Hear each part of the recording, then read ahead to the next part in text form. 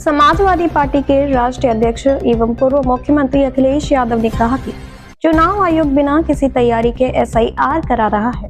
BLO को training नहीं दी गई। चुनाव आयोग सभी राजनीतिक दलों के लिए एक एसओ पर जारी करे और एसआईआर का समय को बढ़ाया जाए। समाजवादी पार्टी प्रदेश मुख्यालय में आयोजित एक प्रेस कॉन्फ्रेंस में अखिलेश यादव ने कि भाजपा और उसके अधिकारी 2024 के लोकसभा चुनाव में जिन विधानसभा सीटों पर समाजवादी पार्टी और इंडिया गठबंधन जीता है, वहां पर एसआईआर के बहाने प्रत्येक विधानसभा क्षेत्र में 50,000 वोट काटने की साजिश कर रहे हैं।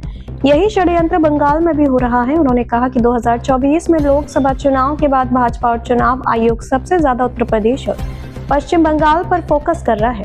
यही दोनों राज्य सबसे ज्यादा टारगेट पर हैं। श्री यादव ने कहा कि बिहार चुनाव देखने के बाद पता चला है कि भाजपा चुनाव आयोग से मिलकर उत्तर प्रदेश और पश्चिम बंगाल में बड़ी तैयारी कर रहे हैं।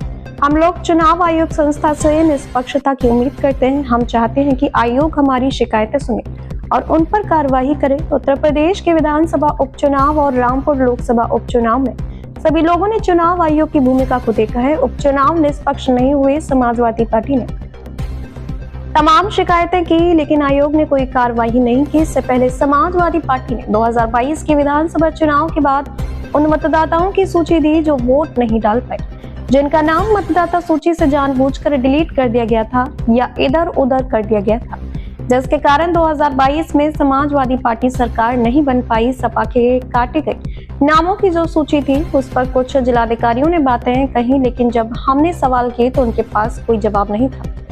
श्री अखिलेश यादव ने कहा कि बीएलओ एसआईआर में पूरा सहयोग नहीं कर रहे हैं, उन्हें ट्रेनिंग नहीं दी गई।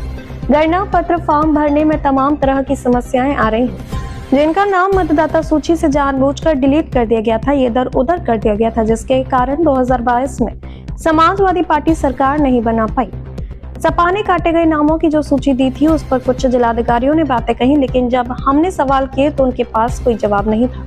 श्री अखिलेश यादव ने कहा कि बीएलओ एसआईआर में पूरा सहयोग नहीं कर रहे हैं, उन्हें ट्रेनिंग नहीं दी गई। गणना प्रपत्र फॉर्म भरने में तमाम तरह की समस्याएं आ रही हैं। लोगों को 2003 की मतदाता सूची से जानकारियां हासिल करने में बहुत दिक्कतें हो रही हैं। बीएलओ एक ही जगह बैठ जाते हैं, उन्हें ढूंढना पड़ रहा है। श्री यादव ने कहा कि पार्टी कार्यकर्ताओं और नेताओं से अपील की कि पूरे जिम्मेदारी के साथ वोटर लिस्ट ठीक कराए जाएं जो वोट बनने वाले हैं। बीएलओ से मिलकर उन्हीं सभी को बनवाएं, कोई भी वोट कटने ना पाए। जो भी शिकायतें मिले उसे समाजवादी पार्टी प्रदेश कार्यालय तक जरूर पहुंचाएं। अखिलेश यादव ने कहा कि भाजपा सरकार साजिश के तहत कन्नौज समेत कई जिलों में बड़े पैमाने पर वोटों में हेराफेरी कर रही है, वोट हटा रही है। कार्यकर्ताओं को सतर्क और सावधान रहने की जरूरत है।